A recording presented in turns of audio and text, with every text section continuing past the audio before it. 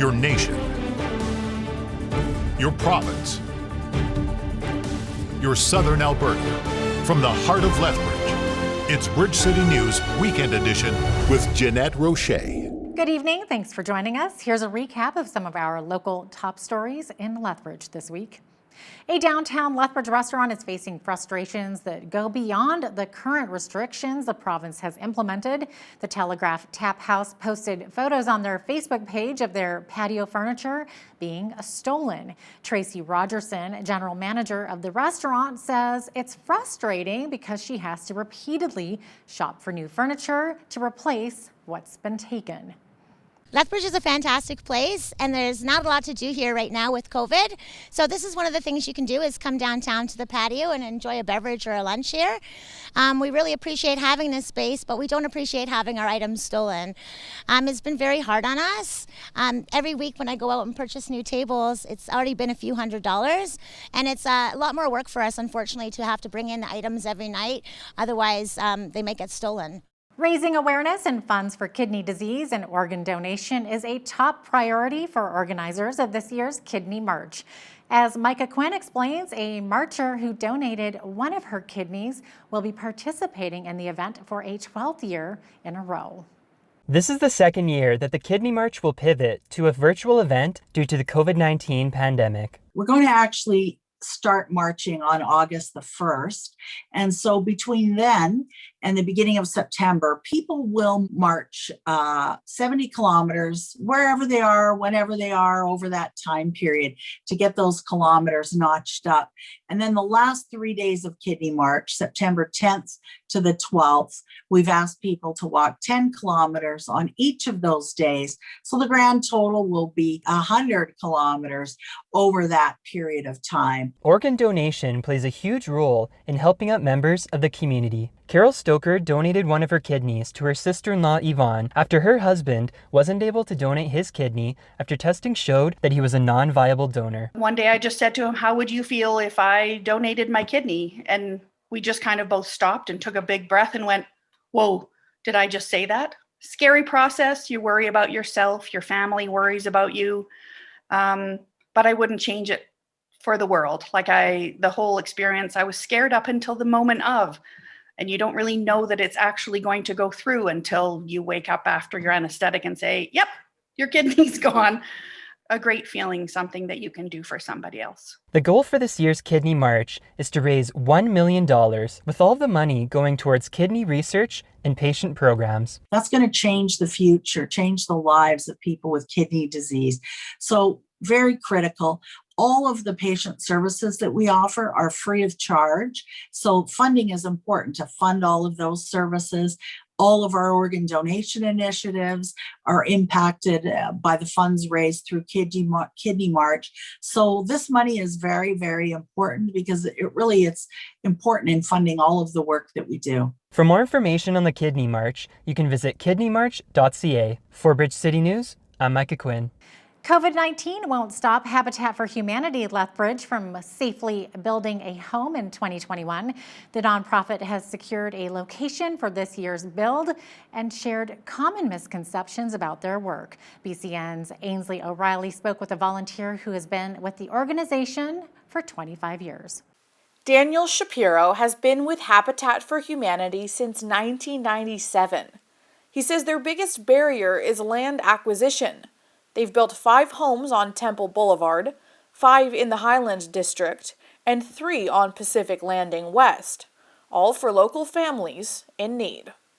One is for a single mom with 3 kids. Another is for a mom and dad with 3 kids.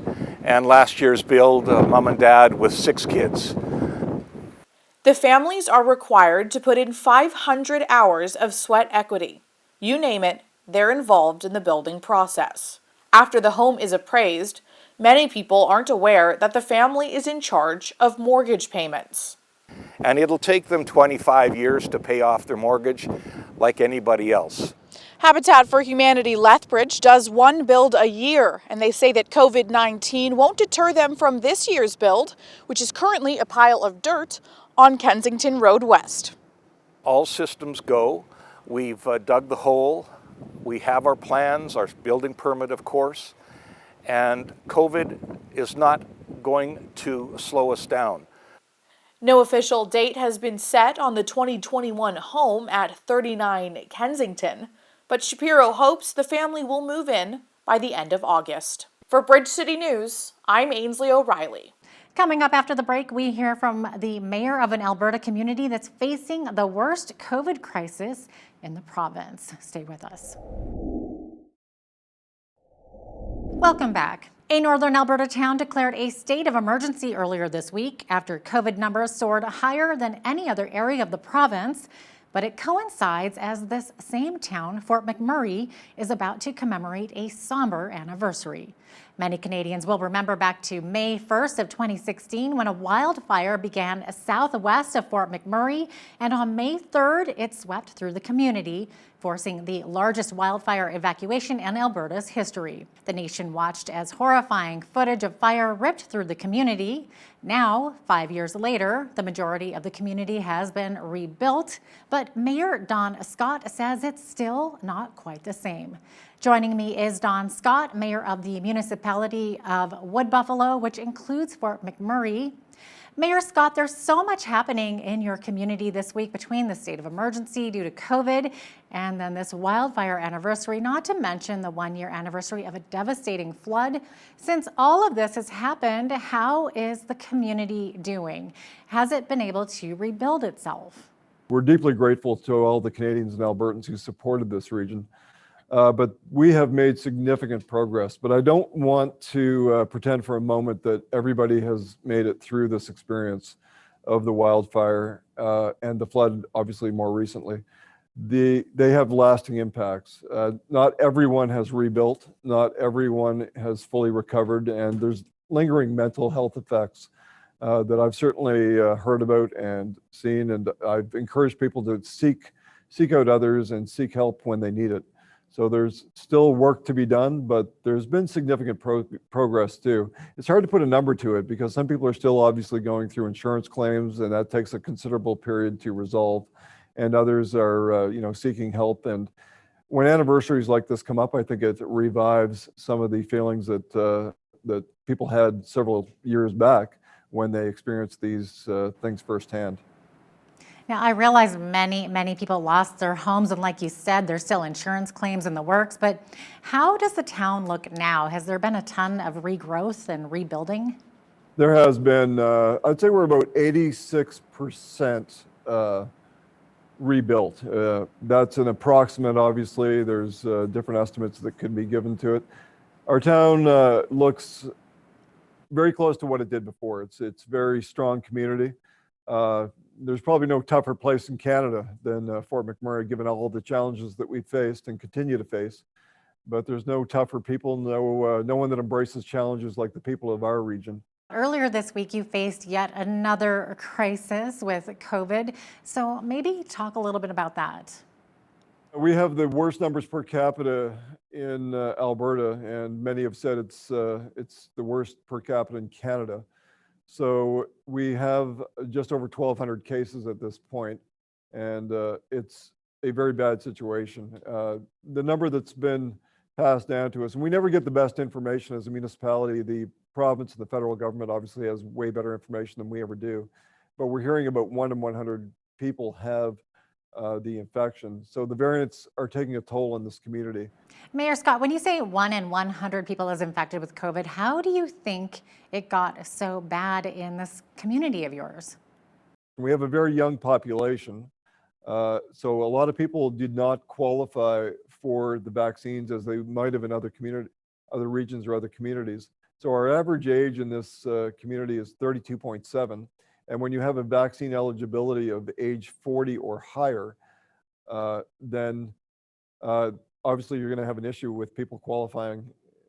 Obviously there were some exceptions, but the general population did not qualify. So we are a very young population. So I think that's one factor that's certainly didn't help the situation, is the age eligibility. The other was vaccination hours at the clinics.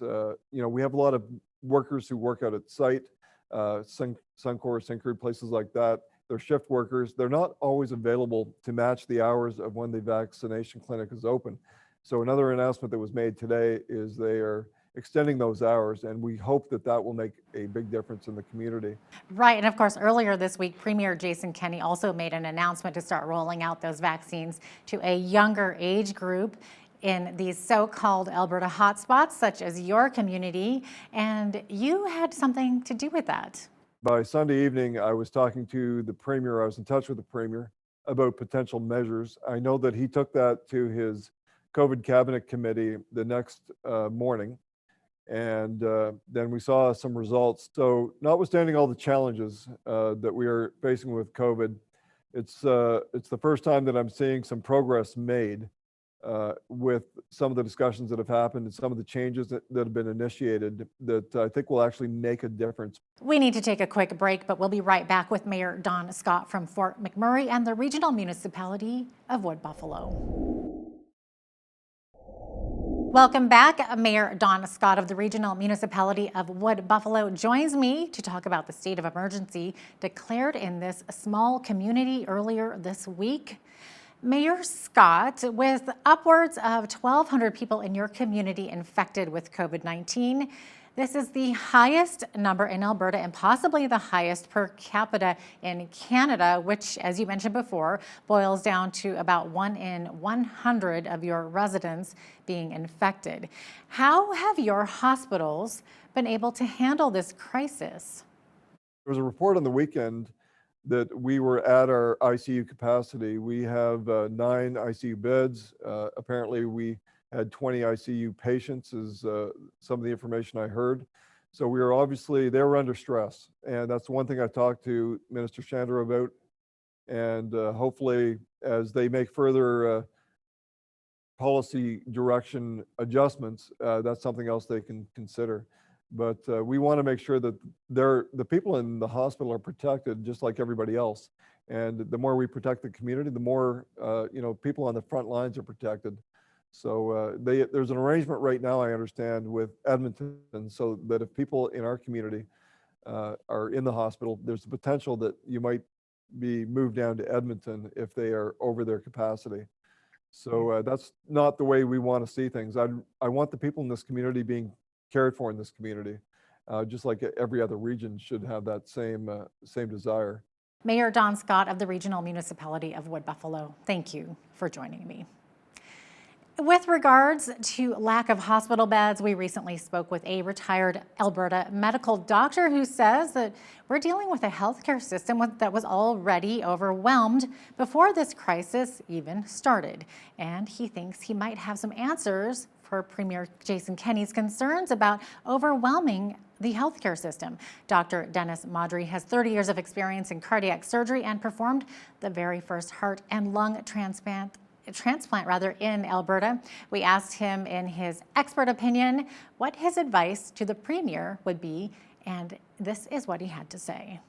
The massive economic hit that we've all taken in the billions of dollars, why not do something really innovative which would solve 2 problems? If he's concerned about overwhelming the healthcare system, it's really only the ICU system. So let's focus on that. Why not, and it's still not too late to do this, why not spend $100 or $200 million and generate another 200, say, or 300 fully staffed ICU beds? That solves the problem of not having to worry about overwhelming the system.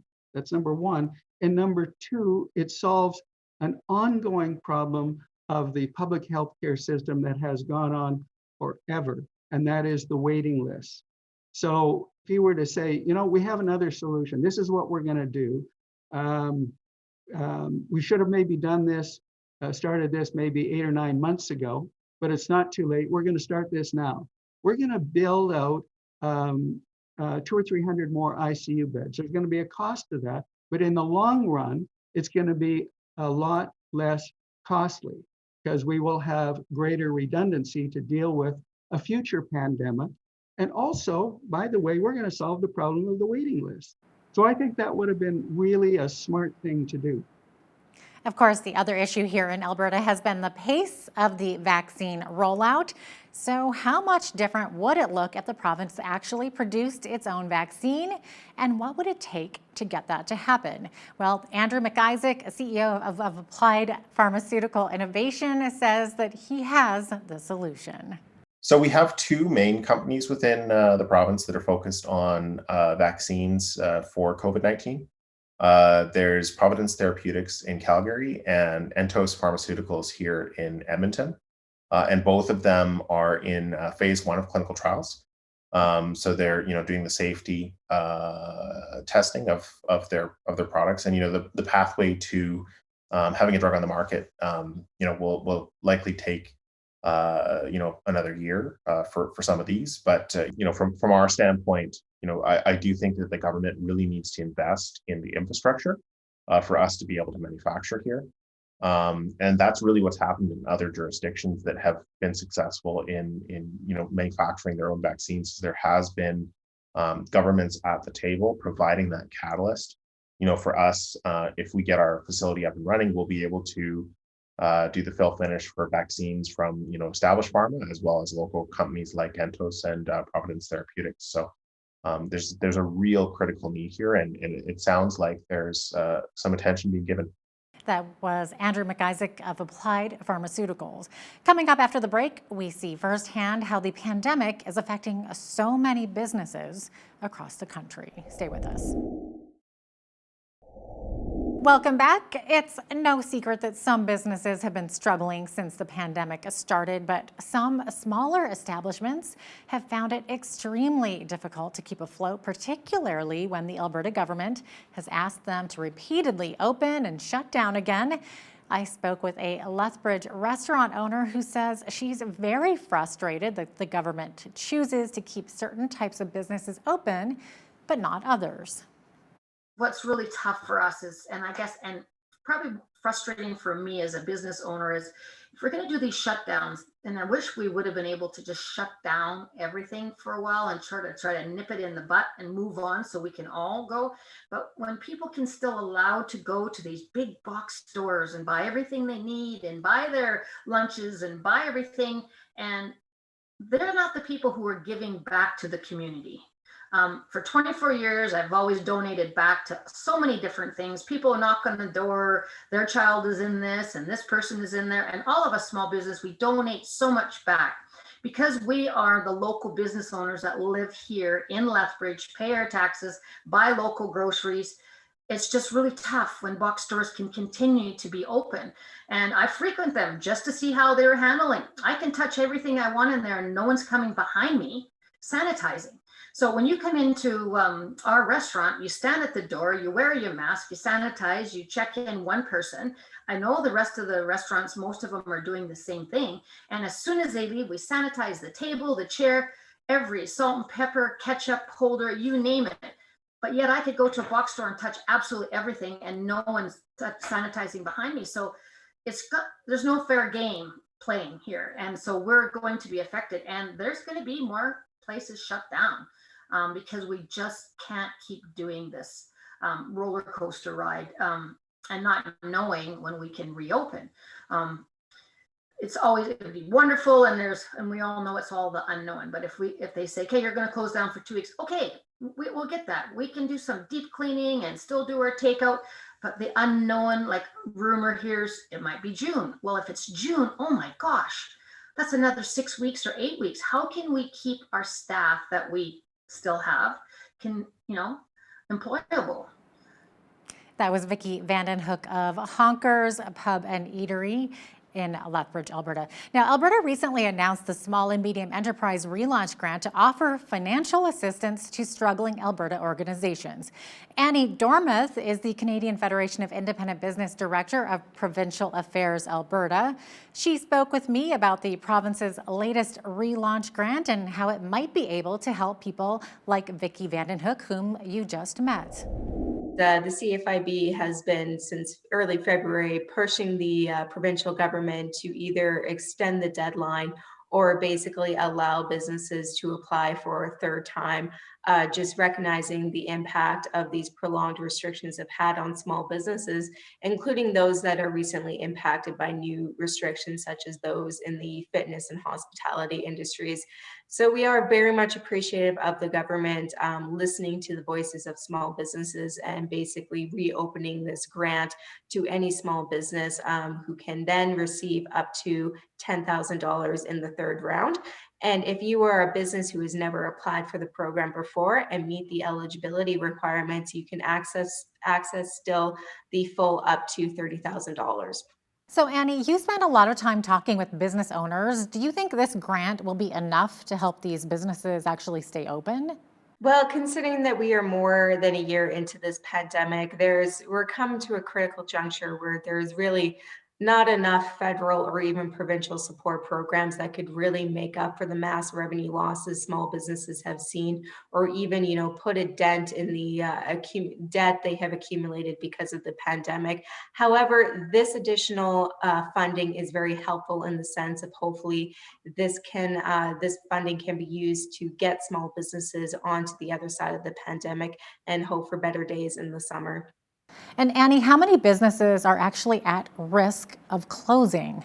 It was back in January of 2021 when the CFIB released its estimates on how many businesses were at risk of closing. And unfortunately, that number was 22% across the entire province, which equated to around 34,000 small businesses currently at risk of closing.